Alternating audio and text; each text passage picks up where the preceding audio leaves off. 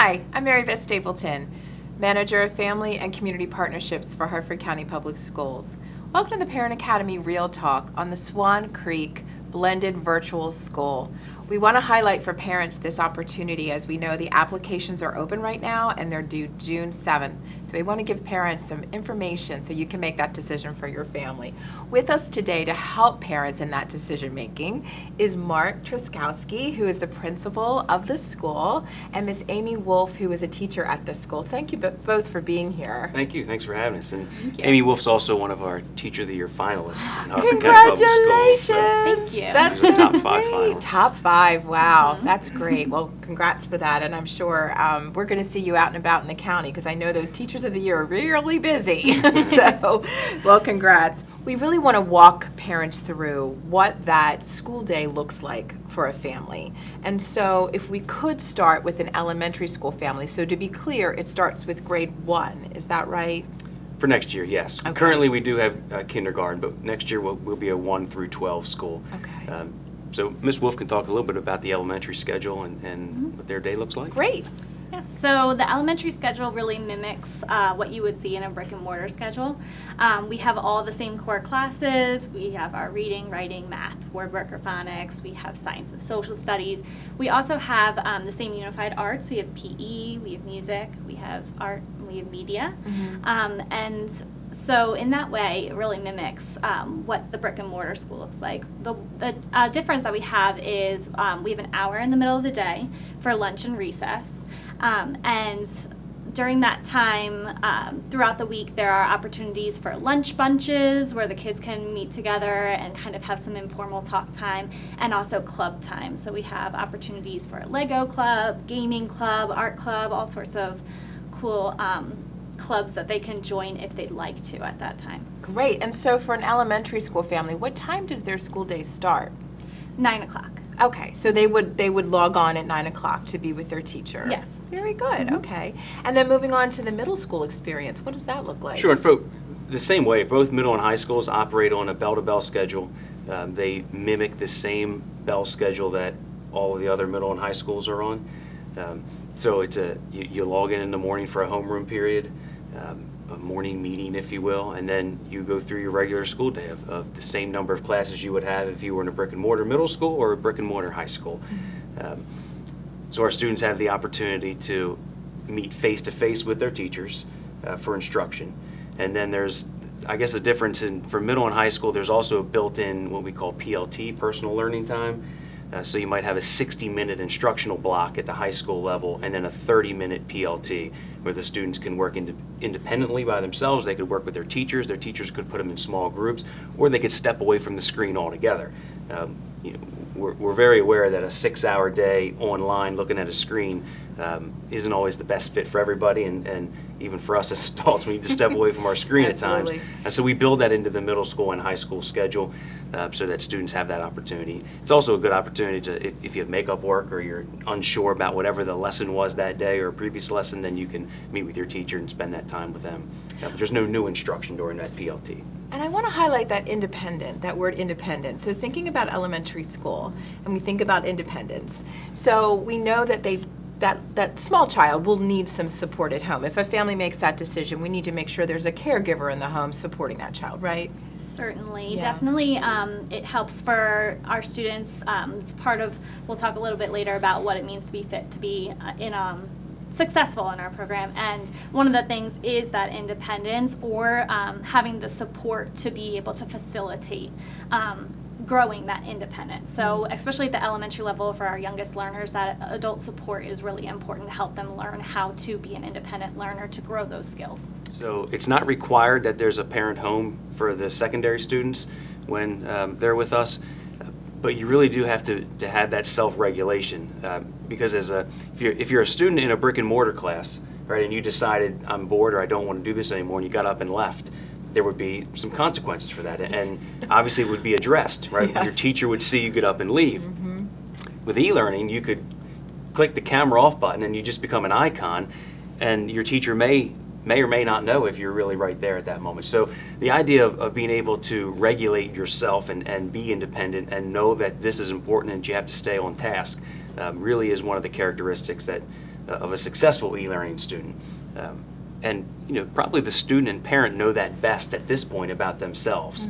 Our teachers begin to learn that as the year progresses, and our teachers would be able to tell you right now regarding their current students. But for new students coming in next year, that if you're thinking about applying, that's one of the main things you have to think about is your student someone that can regulate themselves and stay on task when no one is right over watching? Understood. And it seems that on your application on the website, we see actually a questionnaire for parents to look at to help them make that decision. Yes. So what are the pieces of that questionnaire that parents can consider? There are a lot of components to it. One of the things is what we were just talking about, that self-driven, self-motivated kind of a learner. So when you're thinking about the student that's applying, is it somebody who's going to be self-motivated, self-driven? Is it somebody who's going to be able to stay organized with their materials, or they have the support to be able to do that? Or also being able to obtain their materials, because especially at the elementary level, we have material distributions where we throughout the year, where we give the materials that the students need for their learning, and they need to be able to obtain those materials, keep them organized, have them ready when it's time to use them.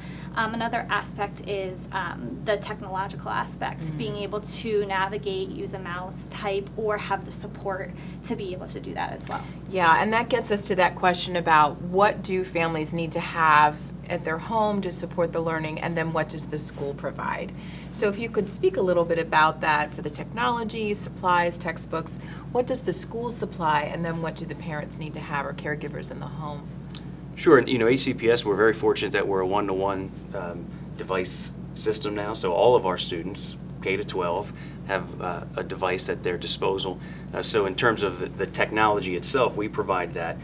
However, you got to think about your space at home where the student's going to be working. Do you have a quiet space in which they're able to do school from? The bedroom's not always the best opportunity or best place to be doing that, because there are many other things that are distracting in a student's bedroom.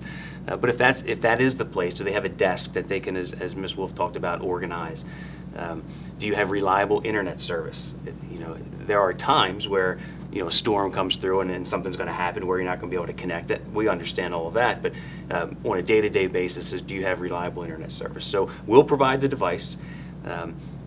Again, a laptop screen is fairly small, right? So if you want to have a larger monitor, that's something that the parent would be providing at that point. But in terms of the technology necessary to access the instruction, we provide all of that. And we provide all of the instructional materials that are needed as well. So Ms. Wolf talked about distribution days.